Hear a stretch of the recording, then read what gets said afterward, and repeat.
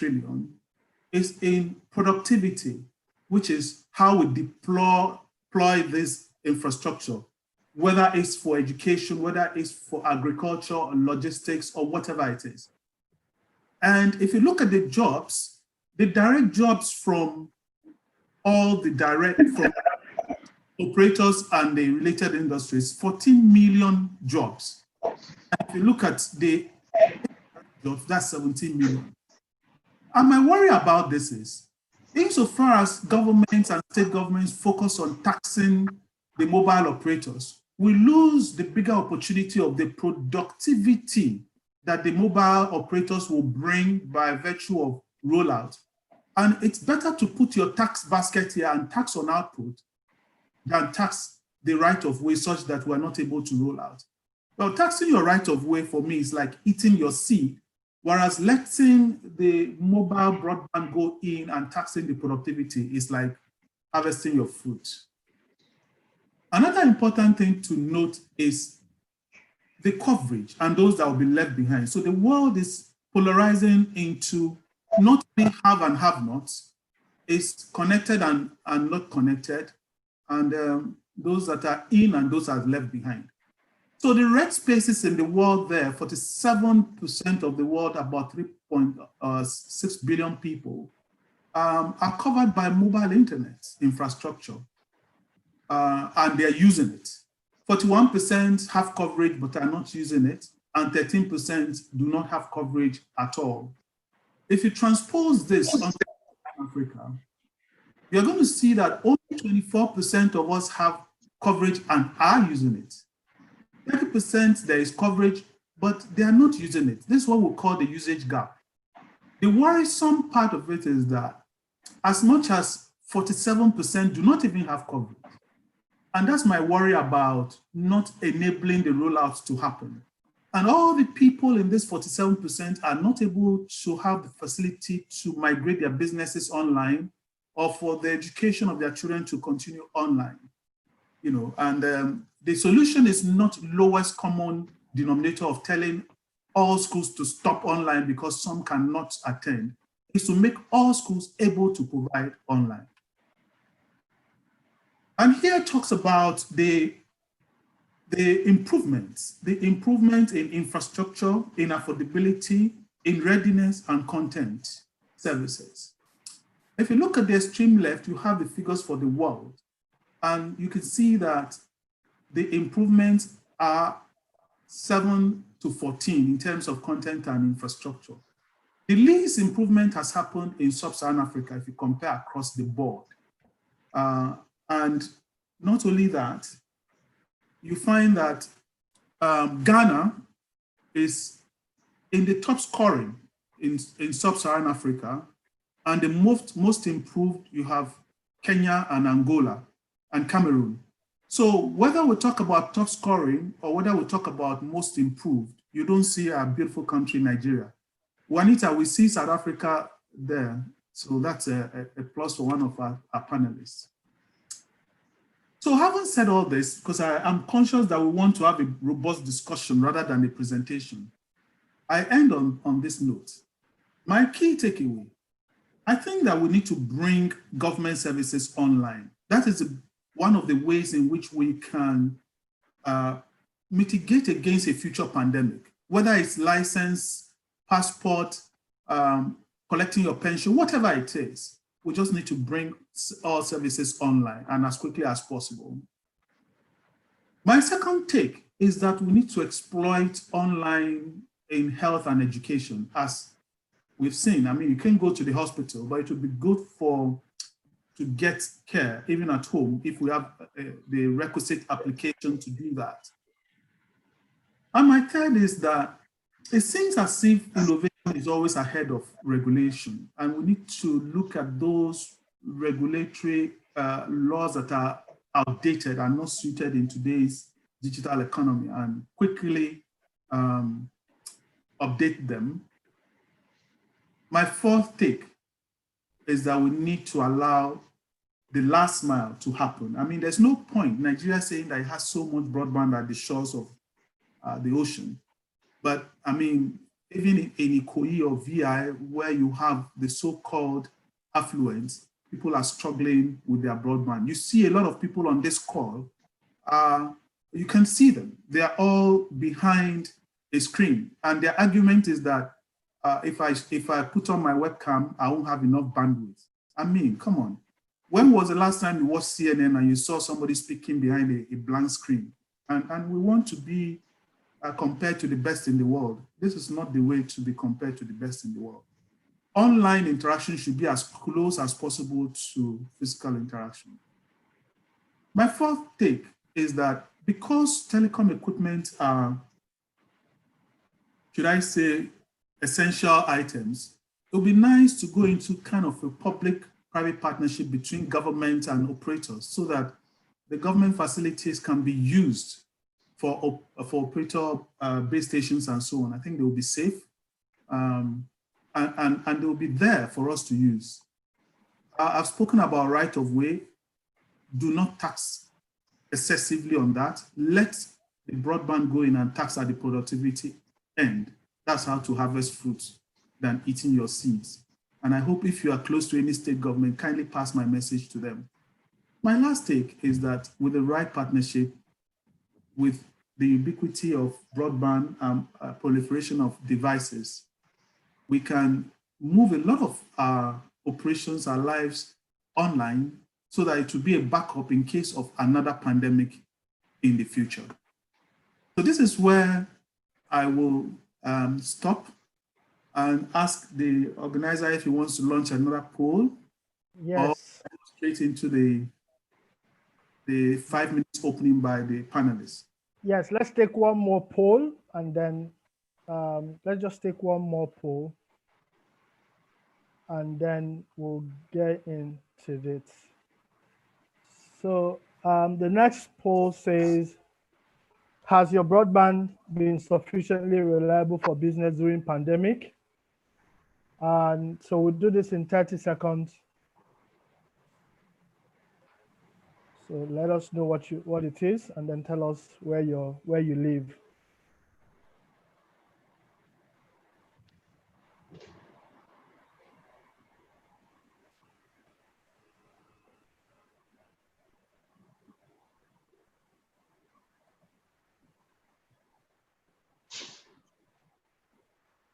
Okay.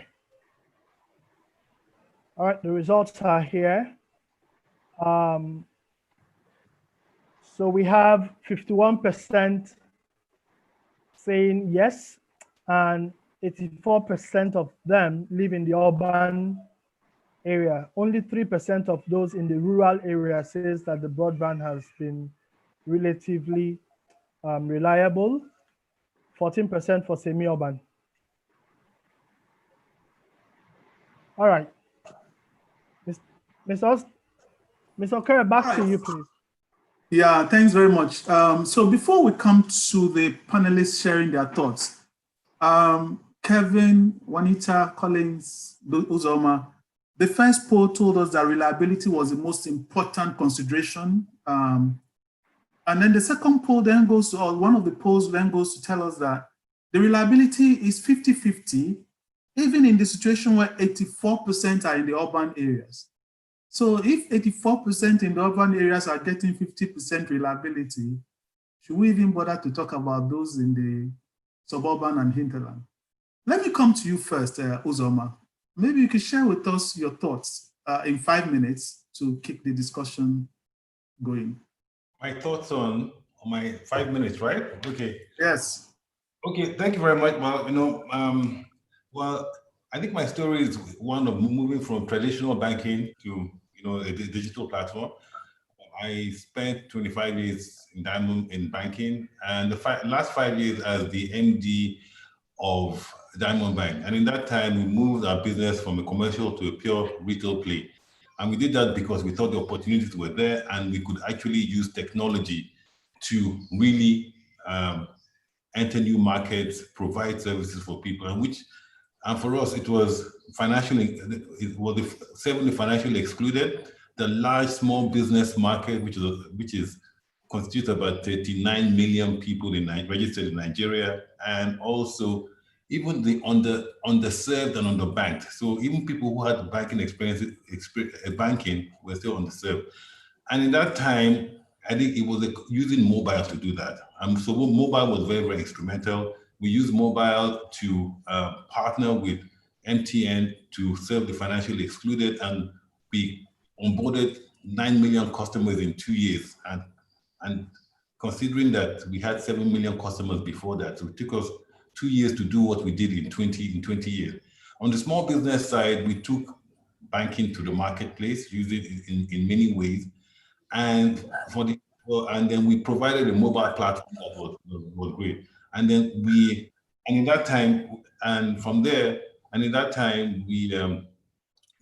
created markets. Now, from my experience, I found that so before then we merged with Access Bank to create the largest bank by number of customers in Africa. Now, from my experiences in retail in Diamond Bank, I found that what I discovered was that traditional banking and what we did was not enough to really help people in the market.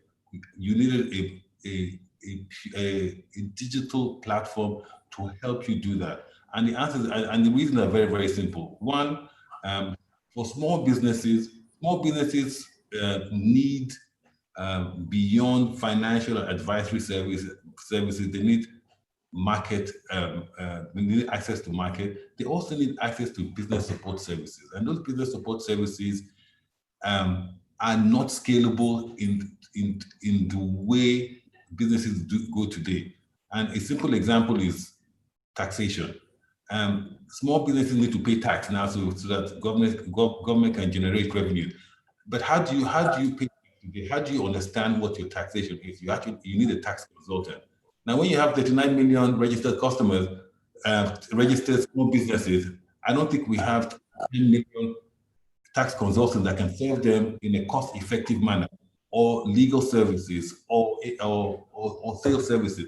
So the only thing that I know that can scale that rapidly is digital. So it is working with existing service providers to create applications to connect with them. So at Sparkle, what we're trying to do is, beyond banking services, create a platform that allows us to connect to other platforms. So so people can actually get great experiences doing their business. And I think COVID-19 has just even showed the need for that. And before COVID, before COVID, there was digital awareness.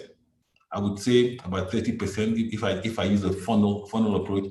And in terms of appreciation of that, appreciation was half of that, but adoption was much lower. Now today, after COVID, and this is the big difference, you now have greater awareness, higher appreciation, and adoption is an imperative. It's no longer a choice, which means now that a lot of businesses are going to be changing their business model. A lot of regulation and legislation and infrastructure needs to be looked at and changed.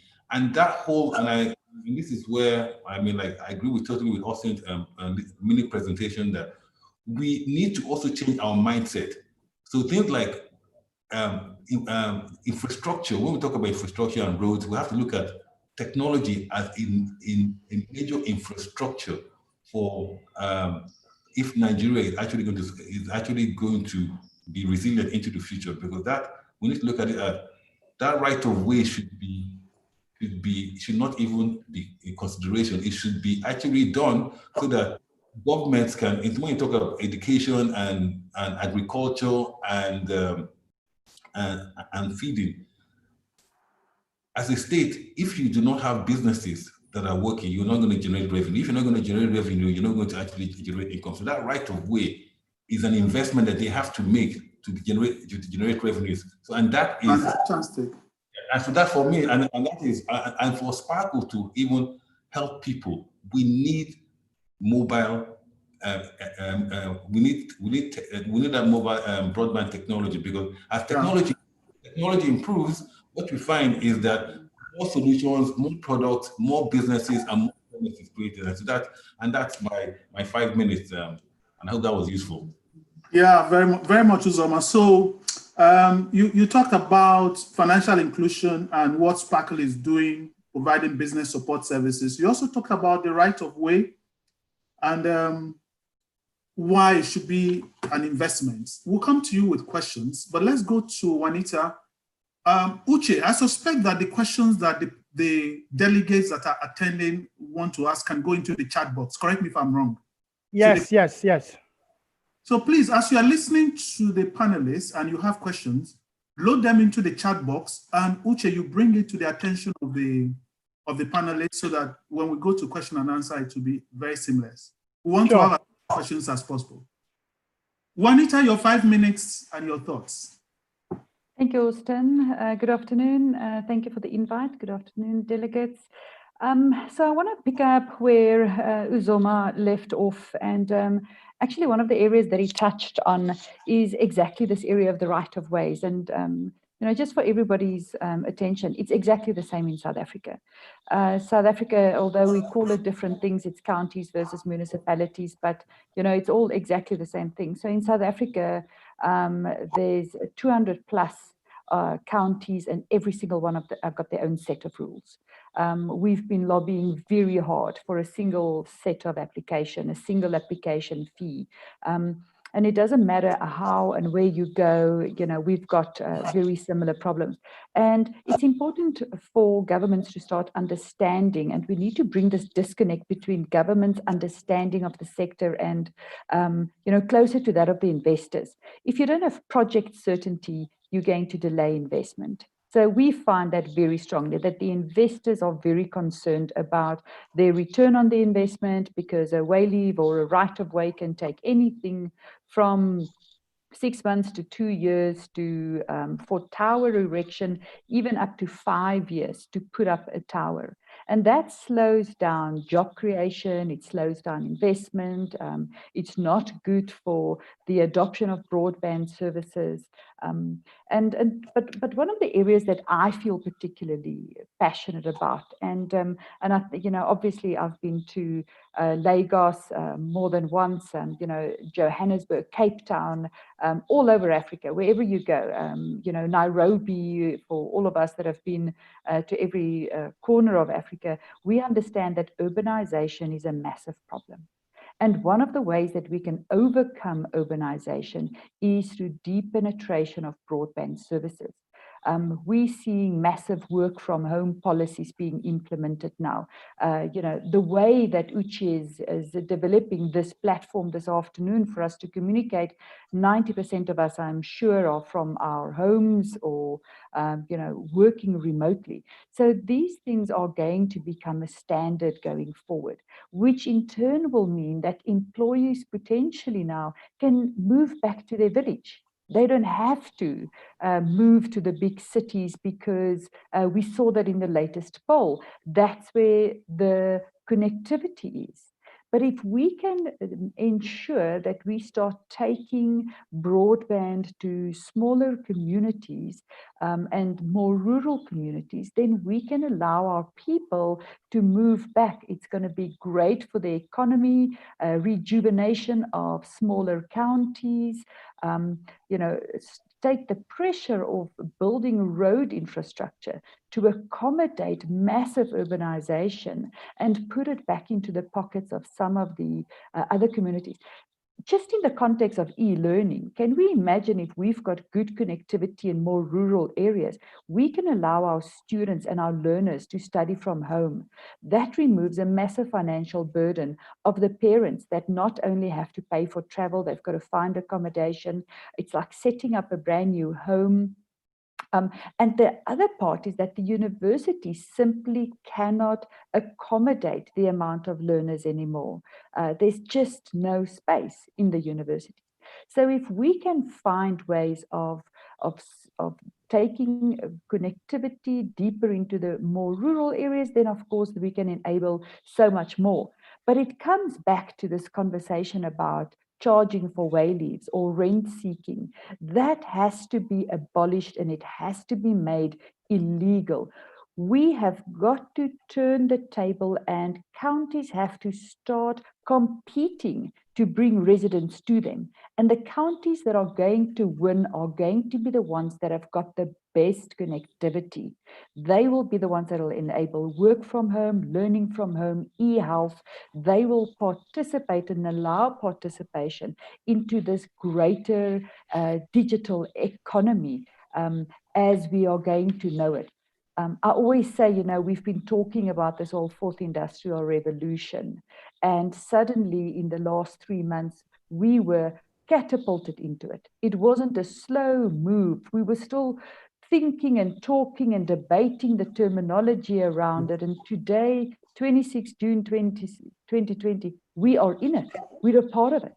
And now we have to come up to pace with this new world that we are in. Yeah. For me, the single biggest concern about this is that in the past, we used to speak about the digital divide, and we used to speak about it in the context of people, the connected and the unconnected, just from an individual societal problem. That problem has changed. Now it's a business problem. We're going to see a massive digital divide amongst our businesses and our entrepreneurs. And those that are going to digitally enable themselves and accept and adopt e-commerce are the ones that are going to come out on top. But these are serious conversations that we have to have. We've got to remove the disconnect between public sector and private sector. They have to help us drive these conversations. It is critically important. Thank you. That's it from me, Austin. Yes, thank you, Juanita. You make some very, very poignant points. I mean, the digital economy and the fourth industrial revolution were jacked into it. And digital divide is no longer a social issue, it's now a business issue.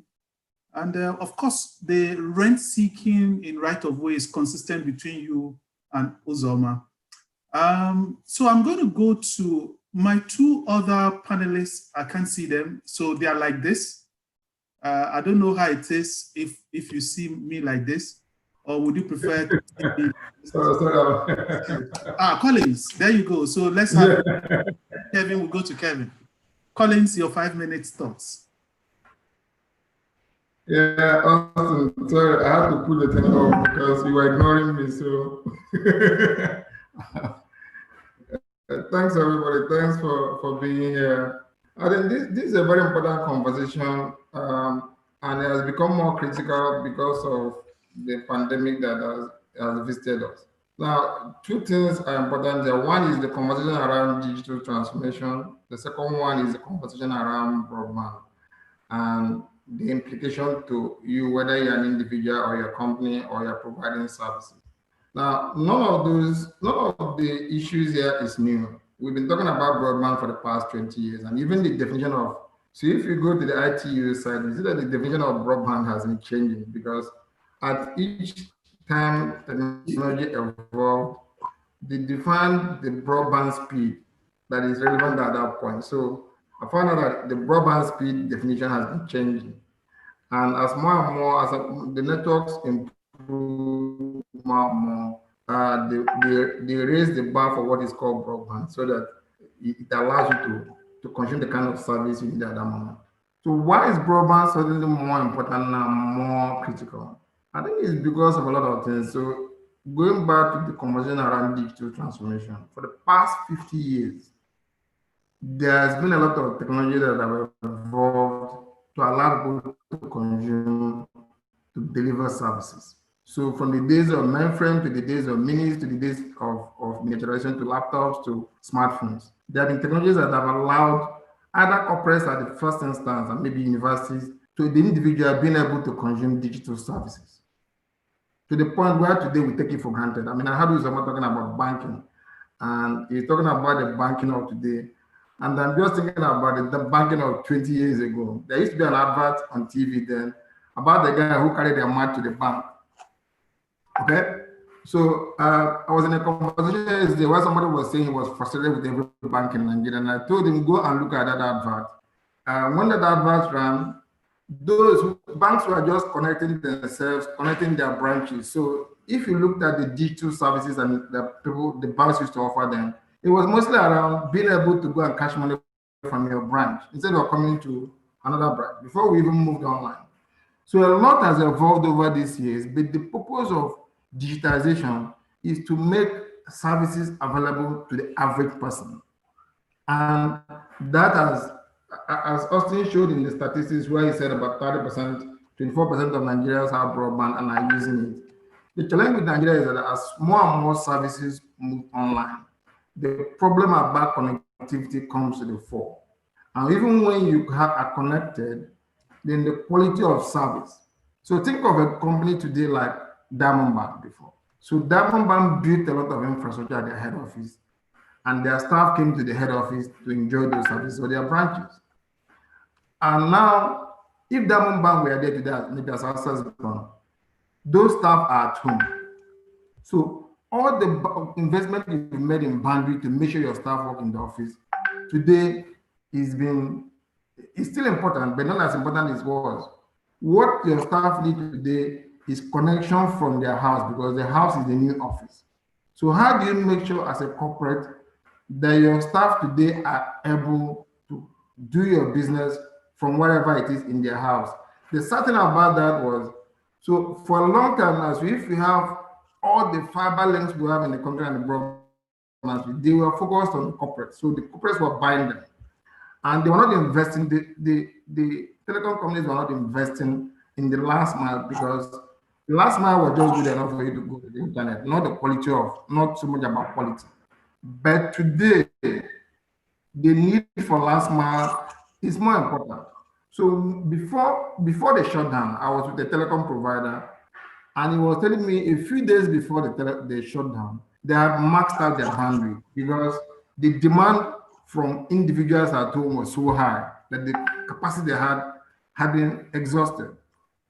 And the process of expanding that capacity includes a lot of things that we've talked about right of way.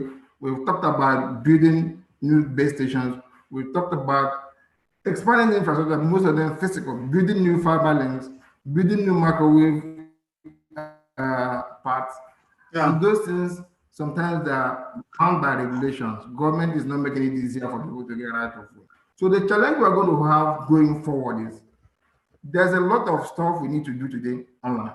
And those things, the cloud has made it possible. So companies have moved things to the cloud. Individuals have moved things to the cloud. The problem is when you want to consume this, what is the experience you have? And that experience more and more is being driven by the fact that you have to consume it, not from your office, not from your school, not from a hospital, but you have to consume it from the house. Thank you. So I think I'll leave it at that, and then we can take it on. We can get deeper into. So Collins, you are right. I mean, timing is everything. You talked about digital transformation and what the pandemic has forced us to leap into it. You talked also about the home becoming the new office. So investments in infrastructure in the office should extend to the home. The question we'll ask you later is who pays for it? The office or the staff? And they're talking about the cloud. I know your company is providing a lot in the cloud. The cloud is there, but what is the experience when people try to go to the cloud? There will be some questions for you in the chat box. I'll encourage the panelists to each check the chat box and see some of the questions. We'll still ask Uche to read out some of the questions, but if you visit the chat box, you see a lot of questions waiting for you. Kevin, the invisible man. Kevin, I'm coming to you now. Yeah, Kevin. Hey, good afternoon, everyone. It's my pleasure to be part of this e-panel discussion. Sorry, I couldn't join the pre-meeting. And I don't have the bandwidth to show my picture and be able to talk at the same time. You know. I think all of the points that I actually wanted to emphasize, I think have been made. I guess the perspective that I want to introduce is that perhaps the way we engage on the issues of broadband with all the stakeholders here is to zoom out a little bit. I think sometimes we get so caught in the nuts and bolts of what we need, the right of way issues, the cost issues, that I think there's a risk that we are missing the really big picture, which is the fact that from a development perspective, we actually need this now. And as governments, as nations, investing in this area is not something nice to have. It's not something that, could have potential benefit down the line. It's really heart and center of what we should be doing to drive sustainable economic growth. If you think about what's happening globally, it's obvious that no other technology has been as transformative in its impact on society as the internet. I mean, if you add internet with the growth of computing capacity, it's definitely changed the way we live, the way we work, the way we learn, the way we play. It's revolutionized commerce. It's revolutionized the way we do our jobs. It even keeps family connected and has opened up the world of knowledge for everyone. So it's changed the world as we know it. And people are beginning to harp on a new metric. They're talking about the IGDP, to bring out the fact that the penetration of technology, internet technology especially, in an economy has a significant impact, correlation to the size of the GDP. So they're beginning to talk about IGDP, and to bring into focus the portion of a country's GDP that is derived from the internet. So that's why digital transformation has become a core policy focus for all nations desiring accelerated growth and development. And if you think about it, that's not a more topical issue, not a more relevant issue for Africa than this. You only need to think about where we are today.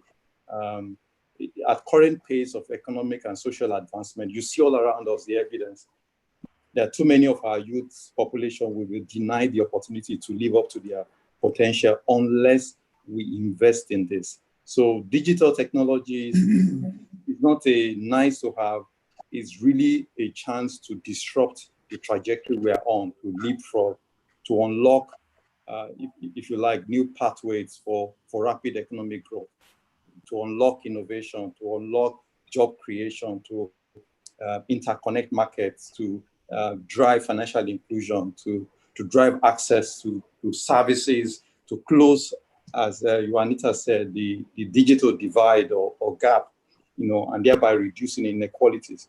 So this is the heart and center of what governments should be doing. It's not something that they push to the technology guys to drive. This is the heart of policy in itself. Now, COVID-19, to the point made earlier, has only just brought this issue to the fore. If you think about it, there are some people who think, well, after the lockdown, we're going to go back to life as usual, but that ain't going to happen. That ain't going to happen. The lockdown experience is going to continue.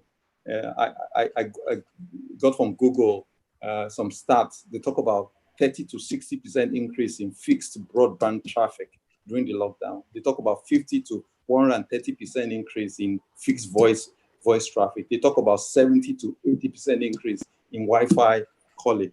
I mean, this is not going to change. This is the new normal. Now, in my day job, I deal with a lot of our young population, and I'm amazed at the entrepreneurial energy that we have. That's our core strength, that entrepreneurial energy. And I realized that we only need to get out of their way and support them for us to find solutions that will leapfrog some of the challenges we have and really unlock the potential of our economies. And that is the context that I think we should situate things like the right-of-way conversations, because I'm not sure the policymakers really understand it that way. They see it as passing up an opportunity to earn revenue. They need to see that. I have a company that I'm working with that has a platform that can transform access to healthcare, leveraging technology. I have a company I'm working with that has a way for you to consume data. Imagine during the lockdown, if you can consume data, consume content without using data. Affordability is the reason why people have access. I can't use it, but they have the technology. They're about to launch this. So all of this is there. And I think we need to situate this conversation in the context of government. Here is what you need to help realize the opportunities that are latent within our society. Fantastic. Thank you very much, Kelvin. You've made up, more than made up for your lack of webcam. I think part of the things we miss when people say, let's go back to normal, we complicate it. Because when you are in the office, you don't carry your picture and move around. People see you. And if people can see ourselves in the online environment, it will reduce the need to go to something more social.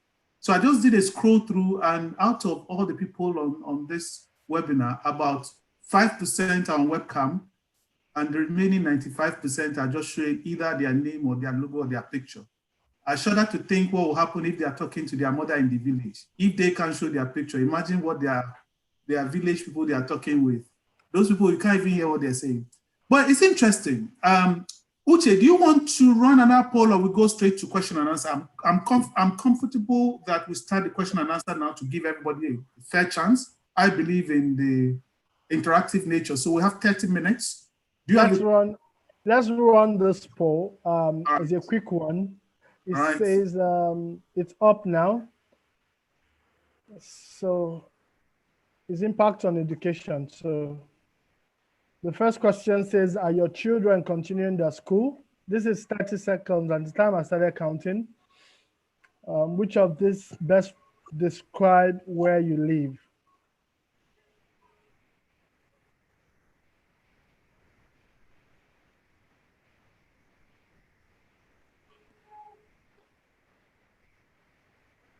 That's encouraging. I'm trying to be a partial INEC officer. I'm giving you. Okay, so we can just end this one now. I'm actually being a bit partial by letting this run a bit longer, but this is okay. So great results. So 79% of people say their children are back to school, are running their syllabus online, and 76% of these people live in urban area, 21% live in semi-urban area. Okay. Interesting one, because it seems as if the people that are able to continue the school syllabus is directly corresponding to people in urban areas, and those that say no directly corresponds to the semi-urban and rural, which is what Juanita said. So Juanita, let's come to you in these questions. You mentioned the rent seeking and the need to even criminalize it if possible. Do you have any ideas at all? I mean, just one or two ideas that if anybody in the government is listening, you want them to take away? We're looking at solutions now. One or two ideas. Sure, thank you, Austin. I really feel that, the conversation is a Pan-African conversation. I think that if we can put policies in place, so I want to use South Africa in the context of this conversation. There's a part of the legislation which was already developed in 2005 as part of the Electronic Communication Act, which makes provision for a framework that is set at national government that stipulates how you apply the standards for deployment, the timelines associated with the turnaround time for issuing the way leaves, and it needs to be in a regulatory form. We have to put regulations at place that is done by our regulators, and it is enforced at the national government level. And it's all good that some of the, nobody says that there shouldn't be any administrative fee, but we have to have some certainty around what that fee is, and it cannot be exorbitant. So certainly from our side, nobody's saying that a county or a district cannot request payment for an application fee, but it's got to be reasonable, number one, and it cannot exceed the fair value. But in return for them paying for that, the moment that you start paying, you should be able to expect reasonable value for what you've paid for. So then give us turnaround times, tell us how long it's going to take, standardize the application process, and standardize the deployment methodologies so that it can speed up the rate at which we deploy. So in the dream world, we would want that to be something that is a pan-African initiative, so that an investor in Nigeria could invest in South Africa, understanding the methodologies and the application processes to a large extent, as much as possible. Yes, so you talked about fair value, and maybe let's have, we have a way of measuring broadband per dollar or per cent.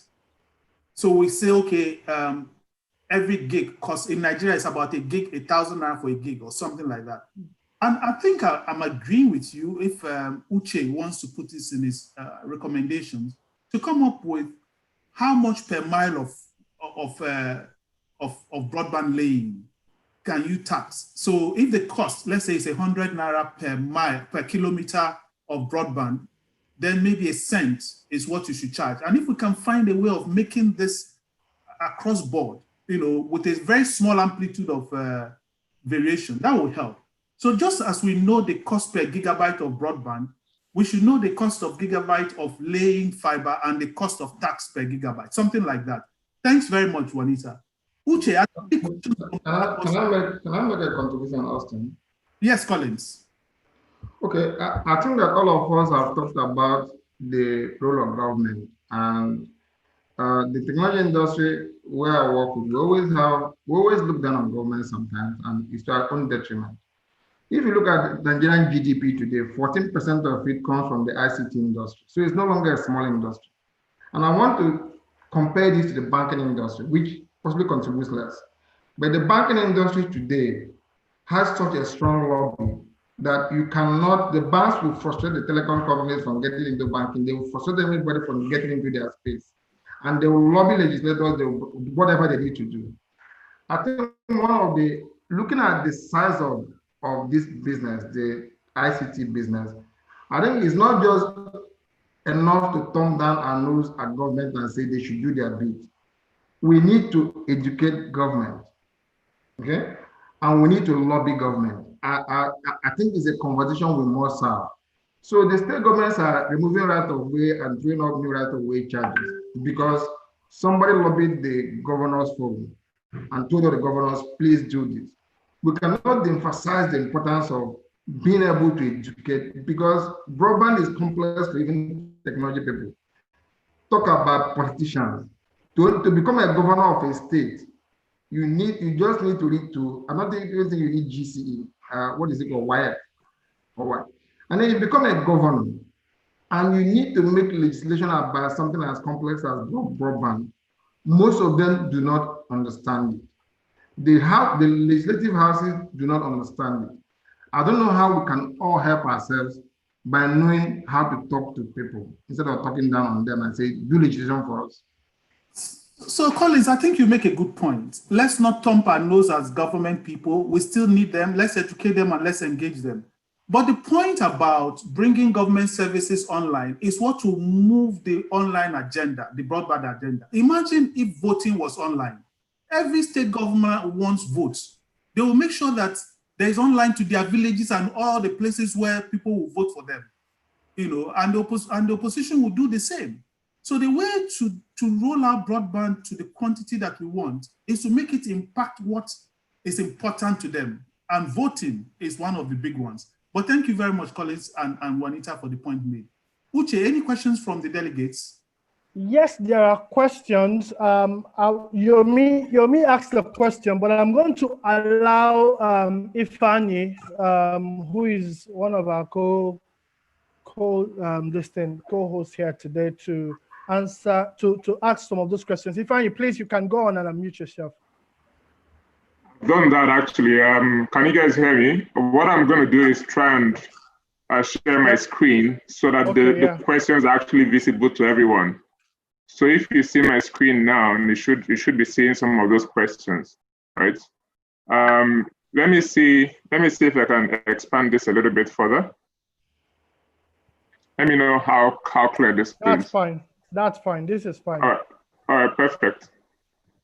All right, so you asked a question about the Nigerian tech ecosystem, and specifically, you are asking about how can we use broadband connectivity and online to achieve critical mass to bring technology to daily life. I think it will lead by, one, things like the pandemic that we have now have actually moved us forward many gears or many levers. Just as they had the situation in Kenya that made M-Pesa very popular. There was uprising after election. Nobody could spend money, and M-Pesa became very popular. Today, we're beginning to see that we need to continue education of our children, and we need to have broadband, financial services on broadband. So it's more about what we are able to deploy broadband to do than preaching. And I still maintain that if we allow e-voting, broadband will skyrocket without anybody preaching. So I think bringing government services online is the answer to this question. Uche, is there another question from other people so that we don't have just 10 questions from one person? No. So this is a collection of the questions being asked by different people. This is not his question. So, all right, so can we has, go to the next please. Yes, if you see my screen, yeah, I have about 5 questions here. So yes, this one specifically is going to Kelvin Balogun. So maybe Kelvin, if you can just respond to this. It's displaying on the screen if you see my screen. So the question really going straight to the point is, how can we connect the dots to make this happen from policy to implementation? Just giving all things that you mentioned earlier on. Yeah. Yeah, thank you very much. I think Austin also gave a very good lead into this question, which is move the technology conversation from something that is peripheral to the guys who run our daily lives, the politicians, the governors, and the whole political organization. Move it to things that are direct to that has things that have direct impact on them. Say, for example, as Austin said, if they know that broadband infrastructure is critical for e-voting, they will take it very seriously. If they know, for example, that there are many firms already within their states that could be made bigger, paid a lot more taxes within a shorter space of time. If they invested in more broadband coverage, they will take it a lot more seriously. Already, a lot of the thinking, I think, has already been done. A lot of investment is already going into establishing a broadband network. For what I understand, there's a plan right now to double the 30,000 kilometers of fiber by 2025. We only need to just bring energy behind those initiatives and show them what the benefit is to them and to the agenda. Thanks a lot, Kelvin. I think he spoke directly to the point about connecting the intangible concept of broadband to the tangible outcomes. Thanks for that. Exactly. So this next question is for Juanita. Juanita, you know Chid very well, and I suspect you may have actually answered it in the chat session, but we want to hear from you. So the question really here is, are there workable models and success stories leveraging universal access funds for broadband access and growth? Thanks, Ifeanyi. I think, I don't know about Nigeria, but certainly the Universal Services and Access Fund in South Africa is not one that has really delivered substantially in reducing the digital divide. Quite the contrary. Very few people truly understand the role of the Universal Services and Access Fund here. I'm one of the people that are opposed to that. I believe that these funds should be private sector led. And I also am opposed to grants. I don't think that grants work. I don't think you can give somebody ₦1 million and just throw some money into their bank account and leave them to it and think, expect them to just get on with it. I think that there are other ways that we should get involved. I believe in incubators. I believe that companies should rather take a stake in something, because in my experience with the development of SMMEs and startups is that they have excellent ideas already. They know what they can deliver. The problem with them lies in deal flow. They need deal flow. They need access to the market. And throwing some money at them, unfortunately, doesn't solve the problem. We need to actively take a stake in companies, and we need to help them drive that and bring some deals to them. That's the way that we do it, obviously with some clawback clauses, but we've written substantial amount of directions around this of potentially how these can do, and it's more in the view of accelerator funds and incubators that actively participate within the sector, hopefully mainly and mostly private sector led, where there's a slightly bigger risk for appetite. As opposed to trying to get into the queue for some of the government funds that take forever. And by the time that, some of these things are seen through, those companies don't even exist anymore. So if we can, stimulate conversations around how some of these private sector-led funds could be leveraged through incubators, I think that's some of the ways in which we can overcome and narrow the digital divide and help SMMEs and startups to go to the next level. Thanks a lot, Juanita. Austin, I don't know how we're doing on time, but I'm just going to take 2 more questions. And this one is talking about sort of the funding gap to sort of enable startups and entrepreneurs to maybe achieve scale and have access to finance. So this question, not for any particular panelist, but I suspect maybe Collins and Calvin can speak to this topic. Okay, so I'll start with Uzoma. Uzoma, you started a company called Sparkle. I'm going to ask you this question and another question. I'm wondering how this is about startups getting finance. And I suspect that you spoke about Sparkle helping with digital inclusion and business support and all that. Can you add this to the question of security? Because, Sparkle is sort of in that fintech space. We just heard this morning that Transwire is gone under, or Wirecard in Germany is gone under, and it's gone under and disappeared with $4 billion of people's money. How do you give us the comfort on both fronts? One, about supporting startups with finance, and 2, about how we should trust companies such as yours, given what has happened with Wirecard. Thanks, Austin. That's a very good question. In fact, my next blog was going to be called "Please Don't Call Me a FinTech," because now that we now label everything with FinTech. Once you add a spice of technology in your business, then you're either agri-tech, edu-tech, FinTech, and if you're finance, you're FinTech. Now, to start off with Wirecard. Wirecard was providing services to companies like MasterCard that provide financial services. So it's a FinTech. And so, one, you have to look at it from the perspective of, and that's why that labeling sometimes and the way it is reported might create some panic. If we take a company like Enron in the past that went down, and you look at what happened, you find there are the same issues: corporate governance issues, oversight, regulation, and in the end, people.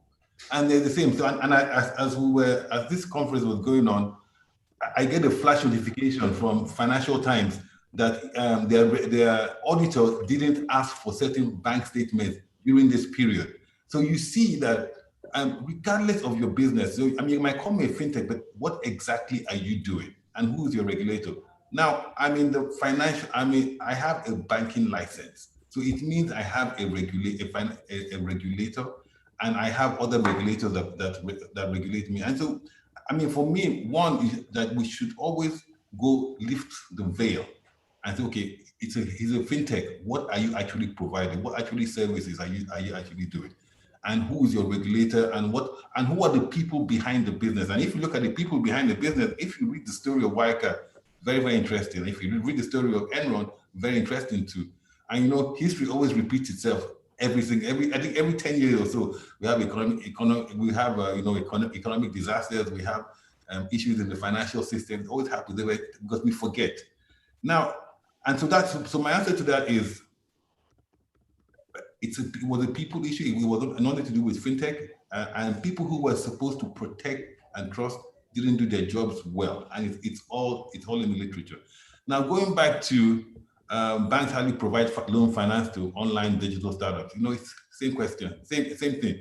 It's not about whether you're online or whether you're in the fashion business. It's a question of a bank is one taking other people's deposits to lend to. The onus is on you to prove that you can pay back, right? And at Sparkle, we're not, and at Sparkle, that is why we're trying to promote a digital platform where people can do their transaction digitally, paperless and cashless, so that we can see your data and we can trust the data and we can make decisions on better, richer data. And so for a startup anywhere, whether it's online or offline, you're never going to get a back loan because your cash flows have not been tested. So you have to find other ways. And you can talk to Collins, who's in the angel fund business, and will happily look at your business. You look at your business plan. But then as a going business, if your cash flows or if your ability, if you cannot prove that your cash flows can repay back the loan, it's always going to be a no. It's as simple as that. Thank you. I hope that answered the question. Fantastic. So Collins, Uzoma threw you a carrot and he says you are in the business of providing funds for startup. Perhaps this question is for you. Look, despite COVID, I think there's money, there's funding available for viable companies, viable startups. One of the data I saw this week was something around the fact that if you look at the Fortune 500 companies, that 25% of them were born in crisis. So normally when there's crisis, there's a lot of innovation, and a lot of companies start under those crises and become very big. We are starting at the bottom when things are really bad. Right now, a lot of business models have been disrupted. So, and there are still 200 million Nigerians despite that. So there are people today who are figuring out how will they solve the problem of 200 million Nigerians whose way of living have been disrupted. And that is happening across the globe. So if you bring a company today that solves any of these problems, you will be surprised the kind of people who come to you looking for money. Look, and I have a friend who is in the venture space, somebody I normally invest in. And he told me he's busier this period than he has ever been. Okay. The second thing you realize that if you have a venture capital company or a private equity company, remember that the way they operate, they've already raised money. And they raise this money, they must invest it. So they cannot keep it in the bank because there's a lifespan for the funds. So at this point, they are still looking for places to put the money in. So if you are thinking of, there should be no sense of entitlement around the fact that you are starting a business, that you must get funding. It's around making something that you can show me and it makes sense and I can see how I can get the return down the line. And that thing is always, money is always available for where return comes from. Thanks. So Collins, you asked a question as well. You are asking us about funding for Infracos. You, the panelists, you are asking us questions about funding for. Somebody asked a question, so I was answering it on the chat. I was chatting and trying to respond. All right, can you share in brief your answer to that question? Very briefly. No, so he was saying, how do you bridge the funding gap in infrastructure? And I was saying that there are two levels of infrastructure that needs to be built. Today, people like MTN need to expand the infrastructure because there's demand. They don't need any help to do that because there's demand and even if they build it up, they will make money from it. So they don't need government. But he now mentioned the infractors who have not started despite being licensed 3-4 years ago. And I would say that the infractors is a different business model. They license different regions. I queried the viability of the infractors in the first place. And a lot of people took the licenses because government was subsidizing it. I don't know whether the subsidy has come. I still think that, so if you look at a place like Lagos, if you have infrastructure for Lagos, MTN and Co are providing some of the services that you are supposed to provide. So that makes the viability of your model even less. So I think that the fact that you license somebody doesn't mean that it's a viable business. Yeah, and I think this point, let me then go to both Kevin and Juanita. Kevin talked about we are important enough because we are providing 14% to GDP, at least in Nigeria. And Juanita said, listen, we don't need grants with deal flows. So Kevin, you first. How do we take advantage of this productivity that we add to the GDP to get our voices heard in order to create more productivity? Kevin. Yeah, thank you. Before I do that, let me just add a quick word on the previous question. I think the point still needs to be made that there's need for more capital aggregation to support startups in our environment. There's so much energy there. Yes, the very best opportunities or the very best ideas or business models are getting funding, but it's not easy. Unfortunately, I see too many worthy business models that they're just not enough to go around. In other climes, what they do is that government provides counterpart funding, or matching funding schemes. They give tax breaks to angel investors. They give special arrangements to VCs or private equity. So we need to also, raise awareness within the public sector that this is a way to drive the entrepreneurial energy that already exists within us here. Now, on the question of how do we bring this notion of technology driving growth into focus, I think there's a bit of people in government, and I've had cause to debate and discuss with a number of them. They see it as almost like a theoretical notion. I'm not sure they really can touch and feel how that transformation takes place. So for example, in Lagos, I was giving someone an example that there's a friend of mine who already is using drones, to transform how blood is delivered. And I said to the person I was discussing with that if this model takes off, this will be headquartered here in Lagos and would serve not just Nigeria, but could serve multiple countries in Africa. Imagine what will happen if you tax that. Wouldn't that be significant? Well, I also said to the person that there are many, many firms like that, startups or early stage companies that are driving transformative, disruptive technologies like this here in Nigeria. We need to support them. I think the key is to take it from the realm of academic conversations to, examples. I can tell you of a company today that, we just raised about $1.5 million for, that in a couple of months will transform the way people consume content, that will democratize entertainment in a way. There's another company, Nigerian company, that will change the way, people have access to healthcare. So I think by bringing these best practices, these role model companies to the fore and extrapolating what potential revenues the government can get from them, I think we can change the dialogue. We can bring this thing into a more practical view from the perspective of policymakers.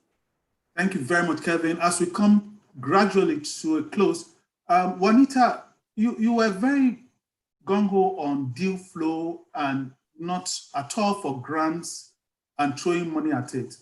Kevin mentioned matching investment and tax break. Will this be what you consider what to drive deal flow? If not, what exactly will drive deal flow? So yes, I believe that government can leave connectivity to the private sector. I think that there's a lot of appetite from the private sector. There's a lot of investment that's ready to invest in the private sector. What we need is clear policies and clear directions. We need hands off from the municipalities or the counties or the districts, off the way leave. So there's a lot of stuff that we can do.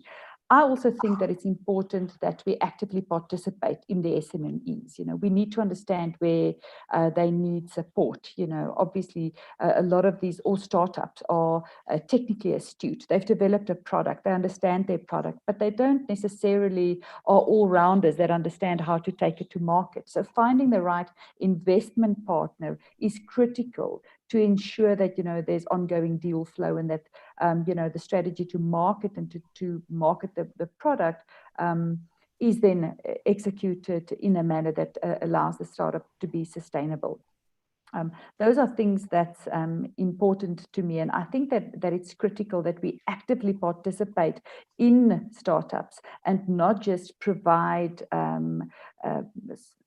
distant investment, and allow them to then fend for themselves. They need mentorships, they need ongoing support, participation, even if it's just then at board level, at least, to make sure that they become successful and that they grow.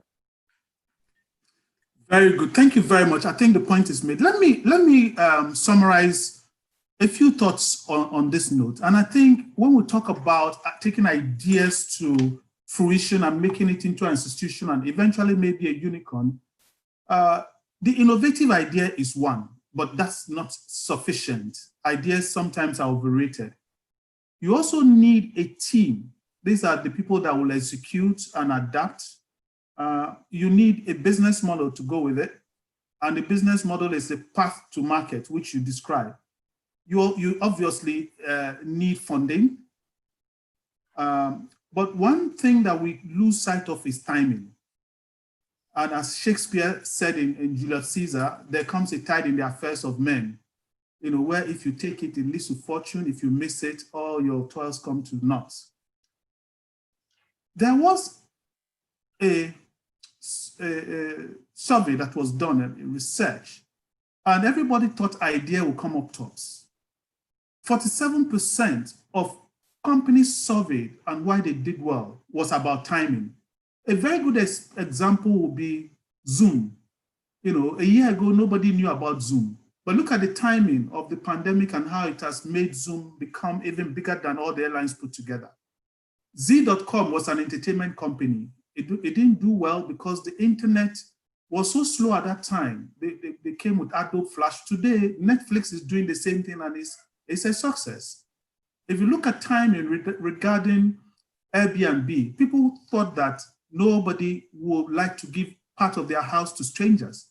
But Airbnb came on the cusp of the recession. People needed money, and that took away the objection of hiring out part of your house. And at that same time, people needed more cash, so their cars, instead of leaving them parked, they just hired drivers and were using it as Uber. The timing, I think, is right now. For any new business model, anybody that wants to branch out, the timing is good. In terms of funding actually did come last. And I think that proves the point that Uzoma said, that you need to prove the viability of the business before you start talking about people bringing in their money. What came second, apart from timing, was the team, the people. Uzoma talked about that when we talked about Wirecard going down, the team and their integrity, governance and regulation, and execution. Idea was important, was tech, followed by business model and obviously funding. So this is the things that we need to keep in mind, that sometimes the Chinese use the same word for opportunity and challenge for a reason, because challenge and opportunity are two sides of a coin. Without challenge, you cannot have opportunity, and we shouldn't waste this crisis. This challenge has a whole lot of opportunity behind it. You have to decide whether you're going to come out of it a net beneficiary, just a resilient, neither a beneficiary or a loser, or you'll be a loser. It's your choice. Having said that, we are right on time. We're supposed to finish at 2:30, and it is exactly 2:30. I hand over back to the organizers, Uche and Iche. Thanks for inviting us. Thanks to the panel. Thanks to all the delegates that have attended and your contribution. The organizers, back to you. I'm signing off now. Thank you, Mr. Kerry. I just want to, before you sign off, I know we are exactly at 2:30, but I think that it would be nice to just run that last poll. I'll just thank everybody, but let me just run that last poll because I think it would be nice to just run that last poll. Everyone, is just a quick one, 30 seconds. 30 seconds is starting. Just a quick one. Will you consider medical consultations online? I mean, so while that is going on, thank you everyone. I can't thank you enough. It's been a great conversation, and I just I think that this is whole adding up because the very first conversation on this series was actually on broadband, expanding broadband. And I think this brought a consumer perspective to it because a lot of the people that were on that first panel were mostly from the telcos. So if you go on YouTube, on our YouTube page, you'll be able to see the conversation that happened. And a lot of it was a bit technical and a lot more spoke to the policy side of things from the telco perspective. And this essentially has taken it from the consumer side of things. And I think it's a great conversation. So it's the future of productivity, which comes up in 2 weeks. The future of productivity in Africa comes up on July 10th. So for us, it's also going to continue this conversation to bring additional perspective to it. Thank you everyone that have attended. And major thank you to our sponsors again, Signal Alliance, zip.com.ng, Veraki, Tech Economy, Tennessee. Thank you everyone that is making this possible. We hope to be able to do a compilation of all the highlights, but every of this session is on our YouTube page. You can actually go back and replay the videos. And we also do our bit to cut down all the panelists' speeches into small bits and post them online so that you can go refresh your knowledge or refresh yourself on what was said in the conversation. Thank you so much for coming. We hope to see you, every one of you, on July 10th when we do the next session. Thank you, everyone. So I'll just share. Well done. The